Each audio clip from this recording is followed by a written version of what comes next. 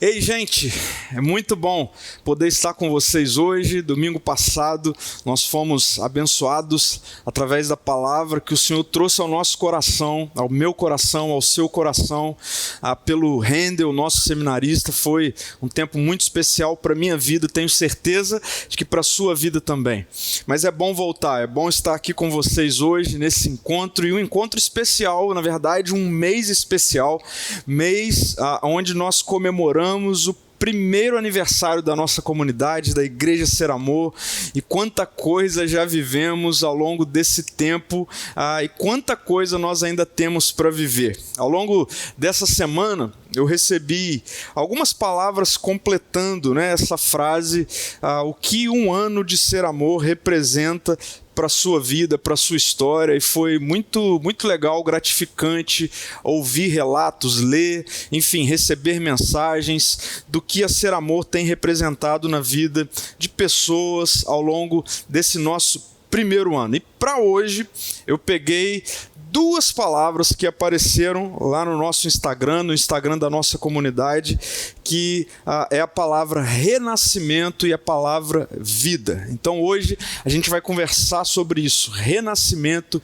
e vida. Eu quero orar com você antes da gente expor o que o Senhor tem para o nosso coração nessa noite. Pode orar comigo aí? Senhor, muito obrigado, porque é muito bom a gente poder saber que existe graça, favor, misericórdia, perdão, amor no Senhor. Obrigado porque, independente do tempo que nós estamos vivendo, o Senhor tem sido bondoso, o Senhor tem cuidado de nós, o Senhor tem suportado as nossas vidas. Eu sou grato, Pai, por este primeiro ano da nossa comunidade. Quanta coisa o Senhor já nos favoreceu, nós já podemos viver e experimentar. E tem muito mais. Nesse momento eu peço para que, Espírito Santo de Deus, o Senhor traga ao nosso coração sensibilidade, submissão, reverência diante da palavra do Senhor. Modele as nossas vidas, modele a nossa comunidade, em nome de Jesus. Amém. Amém. Renascimento e vida. Eu acredito que, com a graça de Jesus, nesse primeiro ano de Ser Amor, pessoas de fato experimentaram ou passaram por esse processo de experiência com essa realidade de renascimento ou novo nascimento e vida, experiência com a vida de fato. E como é que isso acontece? Como que isso acontece fora de um discurso meramente religioso e por vezes abstrato e passa a ser algo experimentado de fato, visível, real, por que não dizer até palpável? E uma outra questão importante é como continuar sendo uma comunidade que gera esse impacto na vida das pessoas, esse impacto do novo nascimento, do nascer de novo, de experiência com vida, vida abundante, vida plena.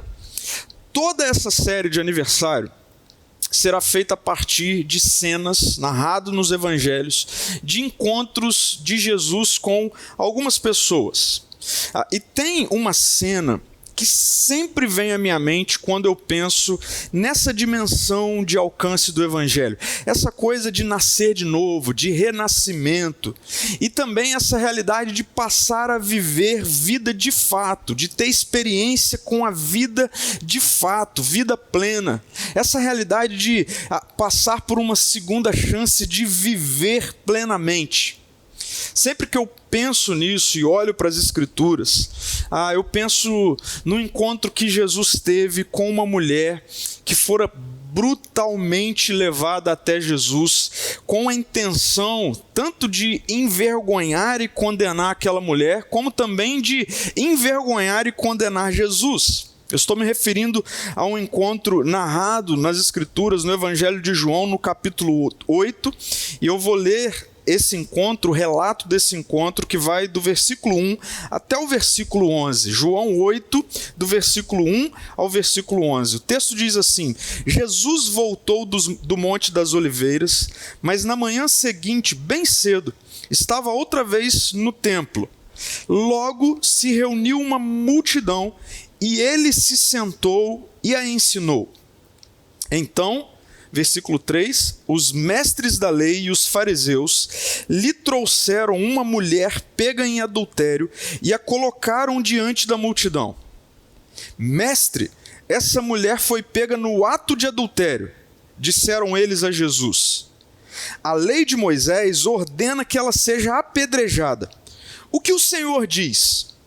Procuravam apanhá-lo numa armadilha, ao fazê-lo dizer algo que pudessem usar contra ele.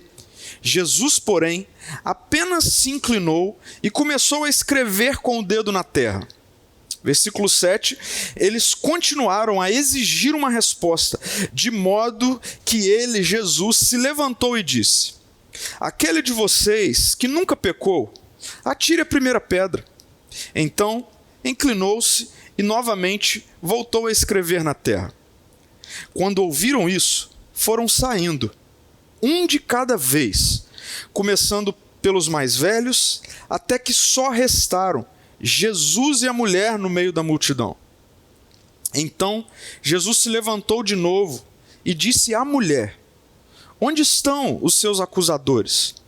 Nenhum deles a condenou? Não, Senhor, respondeu ela. E Jesus disse: eu também não a condeno. Vá e não peques mais. Então, a cena narra o encontro de Jesus com uma mulher, mas não apenas com uma mulher, mas muitas outras pessoas, outros personagens estão presentes. Jesus está sentado com uma multidão ao seu redor, ouvindo seus ensinamentos, algo que acontecia quase que diariamente com Jesus. De repente, Jesus e aquela multidão são surpreendidos com a chegada dos religiosos da época, aquilo que as escrituras chamam aqui de os mestres da lei e os fariseus. Estes, os religiosos da época, eram aqueles que detinham a prerrogativa de serem os fiéis intérpretes da lei, e não apenas isso, mas também de zelar para que a lei fosse cumprida. Esses homens chegam trazendo uma mulher pega no ato de adultério. É dessa forma que o relato nos apresenta. Uma mulher acaba de ser pega de forma imediata num ato de adultério. De acordo com a cultura da época, essa mulher se trata de uma mulher prometida a casamento. Isso tem a ver com o contexto, com a cultura da ocasião. E esses homens flagraram essa mulher levaram essa mulher pelas ruas até chegar onde Jesus estava ensinando a multidão. Imagine isso. Imagine isso. Tamanha brutalidade. Imagine essa realidade. Então, nós temos agora os religiosos da época, os mestres da lei, os fariseus, uma mulher pega no ato do adultério, convicta de que seria apedrejada até a morte, porque ela sabia que era isso que a lei exigiria. Uma multidão olhando para aquela mulher e Jesus. E Jesus faz 3 coisas que mudam a história de todo mundo naquele dia. Mas eu quero focar hoje no encontro de Jesus com essa mulher. Do que Jesus faz e de como o que ele faz tem a ver com renascimento e vida. Na ocasião, nesse encontro dele com essa mulher. A primeira coisa que eu vejo Jesus fazendo nesse encontro é Jesus ressignificando o padrão de uma boa conduta. É isso, Jesus ressignifica o padrão de uma boa conduta. Não é de hoje essa coisa de religiosos gostarem de definir o padrão a partir dos seus supostos bons comportamentos. Parece-me que inicialmente Jesus nem dá muita ideia para aquilo que esses religiosos estão querendo fazer naquele dia, naquela ocasião, nessa narrativa. Porque esses homens chegam carregando essa mulher de forma brutal. E eles colocam essa mulher, a Bíblia faz questão de mencionar, diante da multidão. E eles então exigem uma resposta de Jesus a essa questão. Ei, mestre, a lei diz que essa mulher deve ser apedrejada. O que o Senhor diz? E num primeiro momento, o texto diz que Jesus ele apenas olha para o que está acontecendo e ele começa a escrever alguma coisa em terra. Nós não podemos colocar absolutamente nada do que é que Jesus está fazendo, porque a gente não tem nenhum detalhe a não ser esse relato de que Jesus ouve tudo isso e ele começa a escrever ou a desenhar, enfim, alguma coisa na terra. Então o versículo 7 vai dizer que os religiosos insistem com ele. O versículo 7 diz, eles continuaram a exigir uma resposta. E aí Jesus então reage a isso da seguinte forma, o texto diz, de modo que ele se levantou e disse, aquele de vocês que nunca pecou, atire a primeira pedra. Os religiosos da época pegaram uma mulher cujo pecado é explicitamente condenável pela lei. E é verdade, ela estava adulterando, ela estava fazendo algo que era condenável, algo que exigia perante a lei o apedrejamento daquela mulher. Mas o que ninguém na ocasião esperava era essa resposta de Jesus. Era essa questão de que Jesus, ele iria com a sua resposta ressignificar o padrão de boa conduta. Ao olhar para a lei como padrão, o que aqueles religiosos estavam fazendo era escolher o que era o mais grave diante de Deus. Mas Jesus, com a sua resposta, tira os olhos daquelas pessoas da lei e os coloca nele mesmo, no próprio Jesus, em sua própria santidade. Quando Jesus desafia aquelas pessoas a lançarem uma pedra contra aquela mulher, desde que não tivessem pecado algum, Jesus está redefinindo o padrão de boa conduta. Jesus está tirando de questão essa realidade de que existe algo que seja pior ou melhor, ou algo que seja uma infração maior ou não. Quando Jesus desafia aquelas pessoas ei, pode jogar a primeira pedra, desde que vocês não tenham pecado algum, Jesus está dizendo o seguinte, vocês estão acostumados a colocar como padrão de boa conduta o que vocês julgam ser pior. E mais ainda, vocês fazem isso olhando para vocês mesmos. Então, ao olharem para vocês mesmos e se depararem com o pecado de outra pessoa, vocês se sentem confortáveis em dizer assim, ei, você está errado. E Jesus está dizendo, se não tiver ninguém errado aqui, então pode jogar a primeira pedra. Jesus está dizendo, não olhem para a lei, olhem para vocês. Não olhem para a lei. Primeiro, antes de vocês olharem para a lei, vocês precisam olhar para vocês. Cada um olha para si próprio. Quem, ao olhar para si próprio, se considera justo, se considera sem pecado algum? Quem puder responder essa questão, pode lançar a primeira pedra.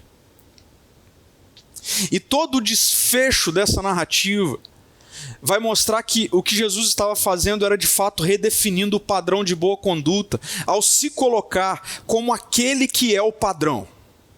Ele é o padrão. Porque ao final Jesus vai perguntar para aquela mulher, ei, onde estão os seus acusadores?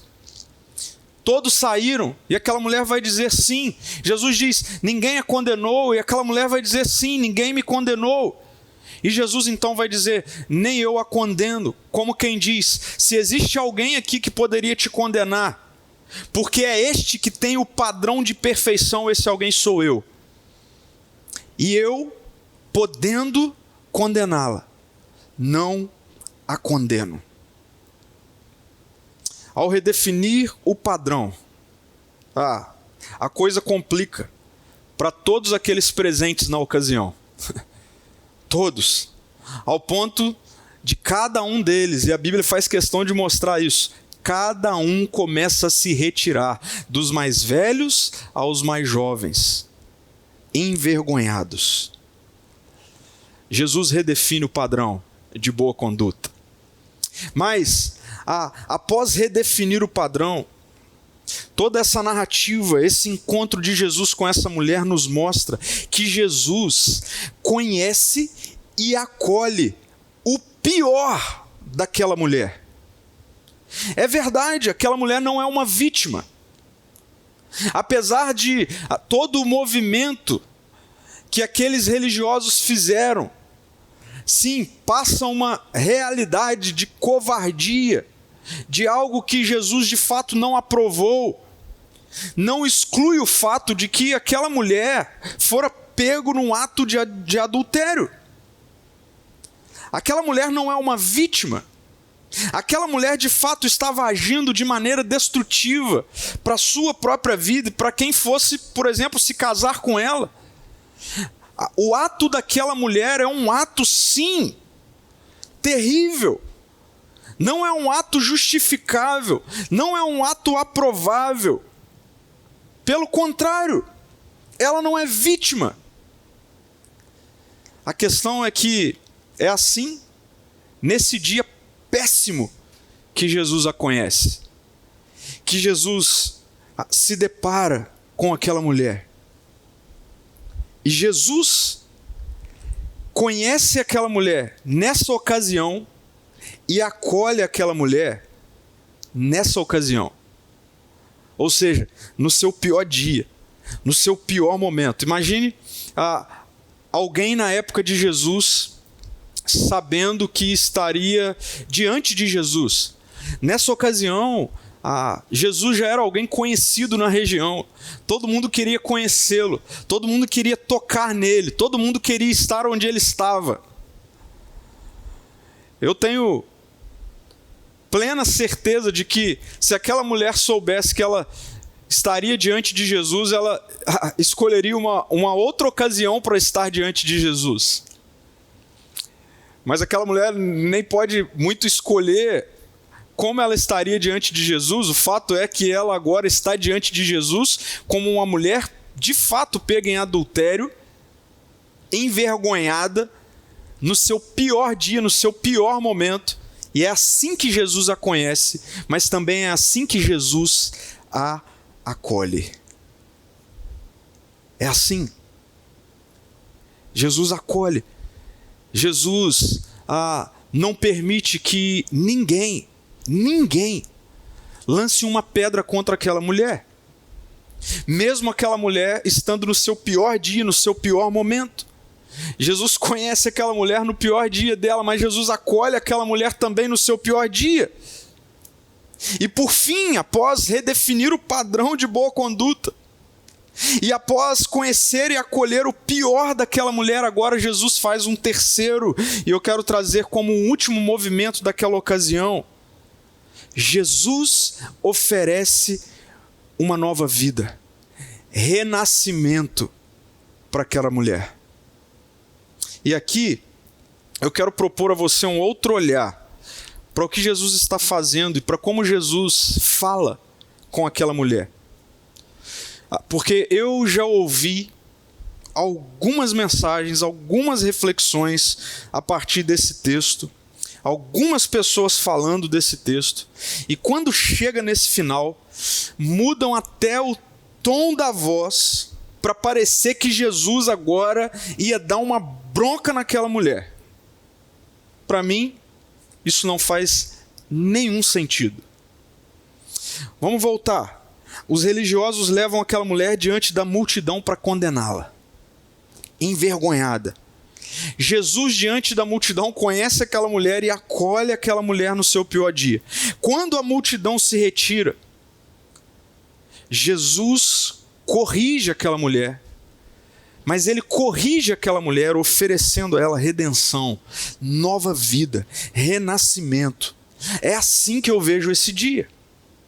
Olhe para os movimentos de Jesus no texto, e aqui eu quero trazer e fazer a leitura numa outra versão de tradução que nós temos, que absorve melhor a ideia do texto original, que é o texto grego. Eu quero ler com vocês uma outra versão, versículo 9, 10 e 11. O texto diz assim: quando ouviram isso, os religiosos ouviram a resposta de Jesus, saíram um, a começar pelos mais velhos até os últimos.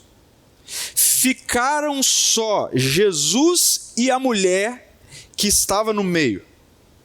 E endireitando-se Jesus, e não vendo ninguém mais do que a mulher, disse-lhe: mulher, onde estão aqueles teus acusadores? Ninguém te condenou? E ela disse: ninguém, Senhor. E disse-lhe Jesus: nem eu também te condeno. Vai-te e não peques mais. Eu gosto dessa tradução que traz essa ideia de que não apenas os acusadores que trouxeram aquela mulher para diante da multidão e para diante de Jesus saíram da cena, mas também eu acredito que todos saíram da cena. Pode ser que tenha ficado um ou outro, mas eu acredito que Jesus, nesse momento, ele retira os seus olhos de qualquer outra pessoa e ele fixa os seus olhos apenas naquela mulher, como quem diz, como quem comunica: ei, você é alguém importante. Você é alguém que precisa nascer de novo. Você é alguém que precisa de renascer. Você é alguém que precisa de uma nova vida. Porque é isso que você vem fazendo, esse seu estilo de vida, isso que você está fazendo não é viver, é caminhar para a morte, para a tragédia. Olhando para toda a cena, para tudo que Jesus faz e fez naquela ocasião, eu só consigo Jesus como um bom médico, acolhendo alguém doente. Antes de querer oferecer qualquer tipo de tratamento, um médico bom é aquele que olha e tem sensibilidade, que olha e tem graça, que olha e olha com amor, com compaixão, tenta entender a dor. Aliás, Jesus, em certa ocasião, disse que ele era como um médico, e um médico não vem para os que são bons, mas para os doentes. Eu acredito que Jesus tenha feito isso. Jesus, como um bom médico, ele agora ao final, ele diz: ei, não continue vivendo essa vida por conta própria. Ei, eu tenho vida para te dar, renascimento, outra chance de viver e viver plenamente. Sabe, quando eu ouço pessoas dizendo que em um ano de Igreja Ser Amor, elas experimentaram de renascimento, de vida, o meu coração, ele se enche de alegria, mas não somente de alegria, mas também de alívio. É verdade, meu coração se enche de alívio, porque parece-me que é isso que Jesus faz quando ele passa pelas pessoas. Portanto, uma igreja precisa existir para continuar causando esse mesmo impacto na vida das pessoas. Afinal de contas, nós somos aqueles que são alcançados pelo Evangelho e carregamos a vida de Jesus em nós. Então, eu me alegro profundamente, eu me sinto muito aliviado de ouvir, e aqui eu estou sendo específico, de 2 pessoas que conheceram efetivamente a Jesus em nossa comunidade, nesse primeiro ano. Essas 2 pessoas que experimentaram renascimento e vida. Isso enche o meu coração de alegria. Mas eu quero continuar contando essa história. Eu quero olhar para daqui para frente. E olhando para daqui para frente, como continuar sendo uma comunidade que cause esse impacto na vida de outras pessoas? Como? Eu quero chegar daqui 12 meses e ouvir de mais gente que elas encontraram nova vida, renascimento. Como continuar? A resposta para isso se encontra em entendermos que o que Jesus fez naquele dia com aquela mulher tem a ver com o que Jesus continua fazendo. Preste atenção, primeira coisa que a gente precisa entender: Jesus ressignificou o padrão de boa conduta. Jesus ressignificou o padrão de boa conduta.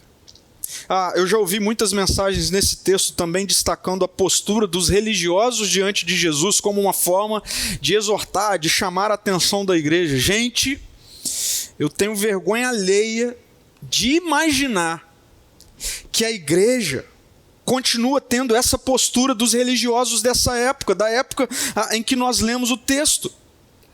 Ei, se você está participando desse encontro, se você que está participando desse encontro de hoje, é alguém que tem essa postura de achar que pode sair por aí com pedras nas mãos para jogar em alguém com base no seu padrão de conduta, preste atenção nisso. O padrão é Jesus. Ele ressignificou o padrão, meu amigo e minha amiga.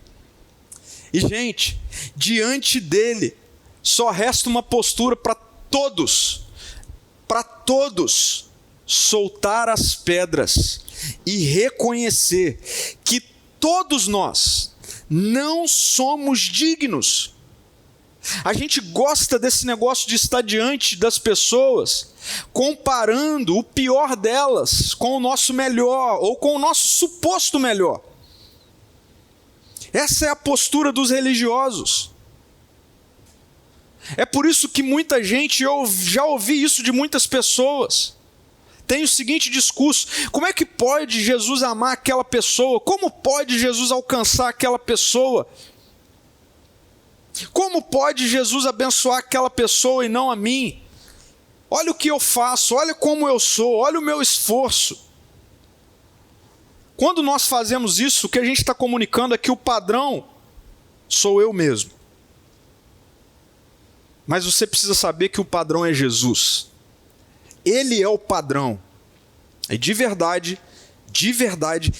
eu sinto vergonha alheia de pessoas que se dizem seguidoras de Jesus, cristãos, e que na prática agem como esses que Jesus naquela ocasião nem dá ideia. Na verdade, Jesus os envergonha ao final. Como vimos na cena, os religiosos trazem uma mulher para ser humilhada, envergonhada. E na verdade, acontece um efeito rebote, porque esses homens precisam sair envergonhados. Deixa eu dizer algo para você, e é algo para mim também. Jesus redefiniu o padrão.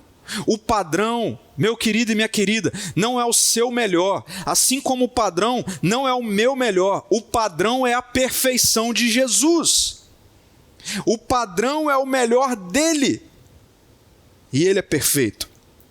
Logo, diante desse padrão, se você é alguém que insiste em andar com pedras nas mãos para atacar pessoas a partir do seu padrão, solte as pedras e se arrependa imediatamente. Ou a outra opção é você bancar, preste atenção nisso, é você bancar que por conta própria, por esforço próprio, você pode se colocar diante de Deus e dizer: eu mereço.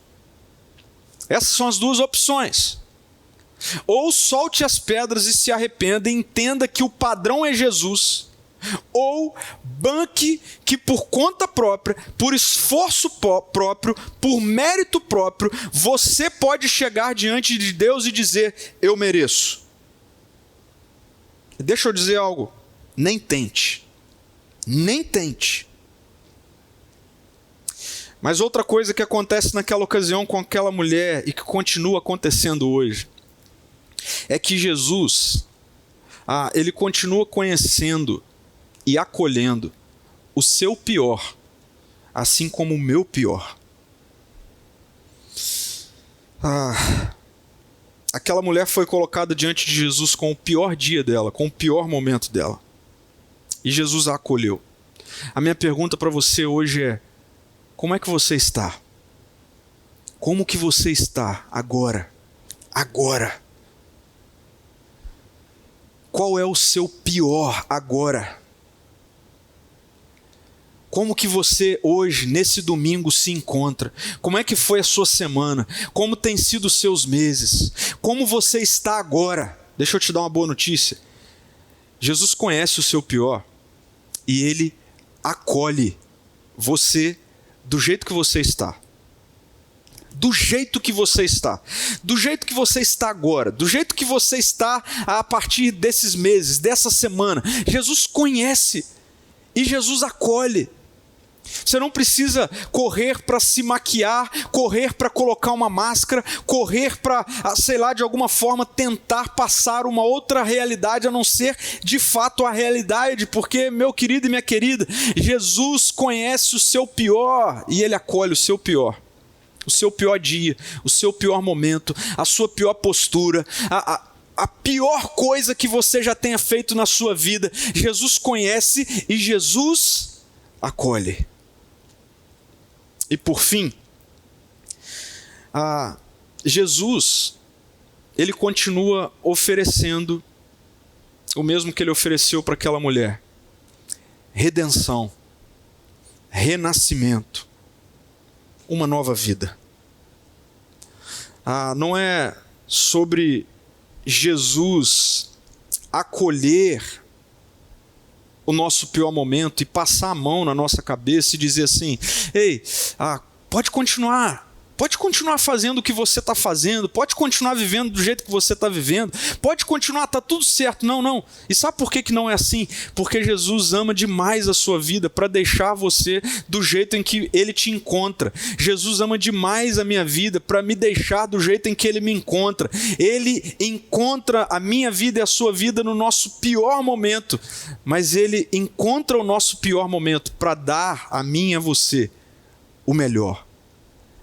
Isso tem a ver com a vida dele mesmo, tem a ver com um renascimento, tem a ver com o viver daqui para frente uma nova vida, uma vida que ele chamou de abundante, ou seja, uma vida plena, uma vida de verdadeira alegria, uma vida de verdadeira paz, uma vida de verdadeiro contentamento, uma vida de verdadeira provisão. É sobre Jesus se deparar com o nosso pior e oferecer do seu melhor, do melhor dele, a sua própria vida, habitando em mim e habitando em você também. Sabe, a gente precisa deixar que Jesus tenha acesso ao nosso pior. A gente precisa passar a fazer isso. E pela fé entender que Ele nos ama, ao ponto de ter morrido no nosso lugar, que não é pelo meu padrão, que não é pelo seu padrão, é pelo padrão dele, que é oferecido a nós por amor e graça, favor. Meu querido e minha querida, ainda hoje, nesse dia, nós temos a possibilidade de renascimento e de vida para a sua vida e para a minha vida. A boa notícia é que não importa como você está, não importa, não espere um bom momento, um momento favorável, um bom dia para você chegar diante de Jesus. Não. Jesus quer que você esteja diante dele no seu pior dia, no seu pior momento. Porque Jesus quer encontrar o seu pior dia, o seu pior momento, para dar a você o melhor dele, a sua própria vida. Eu acredito que ao longo desses 12 meses, pessoas têm se deparado com essa verdade, porque essa verdade é o Evangelho, essa verdade é a boa notícia. Se for para a gente lidar com o padrão, a gente precisa esticar essa corda e entender que o padrão é Jesus. Ele é o padrão. Não são as minhas e nem as suas supostas boas ações, bons comportamentos que padroniza. Não, definitivamente, Jesus ressignificou o padrão é Ele. Então, diante disso, nós temos duas escolhas: ou nós reconhecemos que não dá para a gente chegar na medida do padrão de Jesus por conta própria, e com isso a gente precisa largar as pedras, ou então a gente precisa tentar. Mas eu já vou afirmar, nem tente, porque é impossível. A boa notícia do Evangelho é que Jesus, ao redefinir o padrão, Ele também começou sem medo algum, mas por amor, graça e favor, se encontrar com pessoas em seus piores dias e acolher os seus piores dias, para então oferecer redenção, renascimento, nova vida. Eu me alegro em escutar que pessoas ao longo desses 12 meses encontraram Jesus dessa forma na Igreja Ser Amor. Mas eu quero continuar contando essa história. E eu quero continuar desafiando a você, Igreja Ser Amor, a olhar para frente e a se colocar aos pés de Jesus e dizer: eis-me aqui para continuar participando disso. Eu quero deixar 2 reflexões possíveis práticas para a minha vida e para a sua vida. Primeiro, você tem andado com pedras nas mãos? Talvez hoje, meu querido e minha querida, seja o dia de você que talvez tenha nascido numa igreja evangélica, de você que já leu a Bíblia tantas vezes, de você que já fez tantos cursos, enfim. Talvez hoje seja o dia de você rever a sua postura religiosa, de ficar o tempo todo medindo o outro, usando como régua a sua vida, usando como régua aquilo que na sua história e na sua vida já está resolvido. É hora de você abandonar as pedras, deixar as pedras cair no chão. E ao invés de sair envergonhado como aqueles religiosos fizeram naqueles dias, é para você correr aos pés de Jesus, se render, se humilhar, se arrepender e reconhecer: Senhor, tenha misericórdia de mim. Mas a minha segunda questão é: como você está hoje? Como você está hoje? Como vimos, aquela mulher se encontrou com Jesus num dia terrível para ela. Talvez você venha de um dia assim. Talvez você esteja num dia assim. Na verdade, talvez você esteja num momento assim, terrível. Talvez você venha de uma vida inteira assim, há muito tempo, terrível. Cheio de posturas destrutivas, cheio de pecado oculto, guardado. Eu não posso dizer para você que Jesus acolhe o seu estilo de vida e ele vai dizer para você assim: continue do jeito que você está. Não. E sabe por que ele não vai fazer isso? Porque ele te ama muito. Mas o que eu posso dizer para você é que Jesus não tem medo do seu pior dia. E ele quer que você se coloque diante dele do jeito que você está, para você ouvir dele assim: ei, meu querido, minha querida, vá, mas não continue dessa maneira achando que isso aí é viver. Mas Jesus não manda você ir para tentar fazer isso por conta própria. Mas ele diz assim: ei, deixa eu viver em você. Deixa eu viver em você para você viver a minha vida. E aí, não existe nada mais incrível do que viver a vida tendo Jesus habitando em nós. Então, quem sabe, hoje é dia de renascimento para a sua vida. E dia de você viver a partir disso uma vida plena. Eu quero orar por você. Vamos orar? Feche os seus olhos. Senhor, muito obrigado porque o Senhor redefiniu o padrão, mas redefiniu o padrão se entregando como aquele que pode trazer vida, vida plena, vida abundante. Obrigado porque o Senhor acolhe o nosso pior dia, o nosso pior momento, o pior de nós, e oferece o melhor do Senhor, que é a sua vida em nós. Obrigado, Deus. Obrigado por esse 1 ano de comunidade, de Igreja Ser Amor. Obrigado porque até aqui nós vimos tantas pessoas renascendo e passando a experimentar vida. Obrigado porque eu também tenho experimentado disso, mas Senhor, nós queremos continuar. E eu peço, Pai, que em nome de Jesus, essa palavra ocupe um lugar central no nosso coração. O Senhor redefiniu o padrão, por isso nós não podemos lançar pedra em ninguém, nós precisamos largar as pedras. Nós precisamos, todos nós, independente de tempo, estarmos aos pés do Senhor todos os dias e com isso dispostos a acolhermos pessoas do jeito que elas estão, para continuar oferecendo redenção, que é o que o Senhor está fazendo. Em nome de Jesus. Amém. e amém. Queridos, que a graça do nosso Senhor Jesus Cristo, que o amor de Deus, o nosso bom Pai, que a comunhão, a consolação do Espírito Santo, o Espírito que comunica ao nosso espírito que nós somos filhos, repouse sobre você, sobre a sua casa, sobre mais essa semana. Enche o seu coração de alegria, de vida abundante, até que Cristo volte. Amém. Amém.